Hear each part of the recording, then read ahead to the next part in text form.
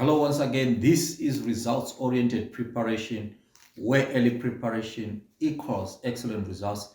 In today's video, we're continuing with our series on all things digital marketing. Now, the most important thing that we need to understand is that most tools that we use now, then, and that we'll use in the future are based on a certain theory that has been developed so that when you know the theory, the application becomes better. Now, in this video, we are discussing what is a digital marketing plan. What is a digital marketing plan? Now, in order to do so, we have to take insights from theory and practice that others before us have researched and have put into practice to see exactly how it works, where are the shortfalls and stuff like that. Now, it is important for us to know the theory because once we know the theory, we can then develop standard operating procedures, your SOPs, so that even in times when things don't seem to be working, you can stick to those standard operating procedures and processes to ensure that you have a consistent application to all your processes to ensure success in the long term. Now, most plans are successful because you stuck it out and because you gave them enough time during the implementation, during the checking, the evaluation for the plan to finally take root and to work. Therefore, in order to do so, we will start with explaining what is a digital marketing plan. A digital marketing plan is a document that seeks to bring forth a particular strategy of your marketing communications. Your digital marketing plan will look at the environment, the situation affecting the organization, which we'll talk about later in your SWOT analysis, and then it will help you come up with midterm or whatever time span of goals that you can then pursue using a specific strategy, and then evaluate those goals to ensure that you achieve them. The evaluation part is very important, as we're going to explain in the upcoming videos exactly how to do it and what it means for each and every organization. But it is imperative that we know that for you to have a proper control and evaluation strategy, you need to have what are called KPIs, which are your key performance indicators. And in your key performance indicators, there are particular things that you are searching for.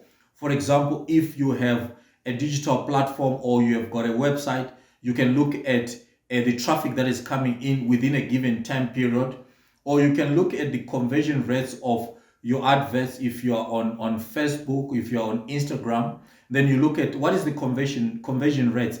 How many of your clients that are seeing your adverts are becoming your customers? So this becomes your key performance indicator. Therefore, your digital marketing plan is going to look at a couple of things. One, the key responsibilities and who is responsible for performance of key activities. Now, if this is not in place, now we can have overlaps in terms of performance. If you're a small organization or even a big organization, you want to ensure that each and every person that is within has a particular skill that is attached to a particular activity, and therefore that person becomes responsible for the key performance within that particular activity. Therefore, all activities have to have accountability in terms of who does them, who's responsible, and what are the targets that they have to meet within a particular time frame. Now, having mentioned time frame, we know that when we are coming up with any particular goals or strategy, we need to do them using the SMART principle, where we are looking at those key or specific goals. Goals have to be specific, they have to be measurable, they have to be achievable or actionable, they have to be realistic, and there has to be a time frame attached to them. Now, if there is no time frame, then what you can do within a week can prolong to a month and so forth. So it becomes difficult for you to measure performance without having a time frame. So every goal is attached to a specific time frame. For instance, you can say you want to increase your audience. Let's say you've got a YouTube channel, you want to increase your audience by 1,000 subscribers each and every month. So therefore you're able to track whether you're achieving those goals because you've got a particular time frame in which to perform those. Now, without the time frame, you can have that 1,000 subscribers, but maybe you will have them over 3 months, you will have them over 6 months, you will have them over a year. It might look as you are performing well, but are you really measuring according to specific time frames? This is very important, and the time frame has to be specified in each of those goals, and these have to be made clear in your digital marketing plan. The digital marketing plan also has to have performance measures in terms of monitoring tools. When we're talking about monitoring tools, we're talking about control. In every goal and in every strategy that you implement, there has to be a control of sorts. You need to go back and evaluate if you are achieving that. In the last video, we spoke about A/B testing when you're talking about Facebook ads. Now, A/B testing allows you to track the performance of your particular advert. In doing so, you are monitoring and you are controlling its performance, and you do this periodically and continuously. The significance of this is to ensure that at all times you are able to tweak your advert.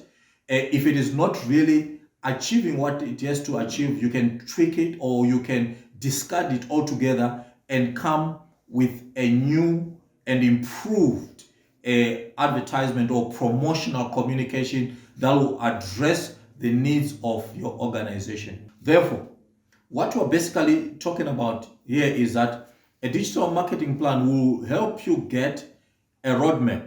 A digital marketing plan will help you set course on a specific destination and give you a roadmap, which is the marketing strategy that will help you achieve or arrive at that particular destination, which is the achievement of that particular goal. So it is very, very significant that this is in place and we're able to monitor then using all the tools that you would want to use.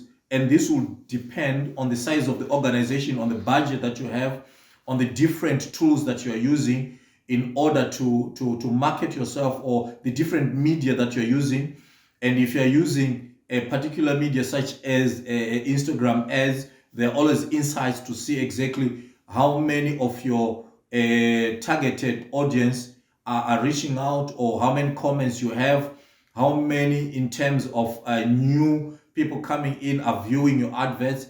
In so doing, then you can calculate your reach in terms of percentage. This will help you have a more targeted approach into reaching your audience. The plan also helps you to apportion specific resources, and in terms of allocation, if one channel or one media is working better than the other in terms of converting.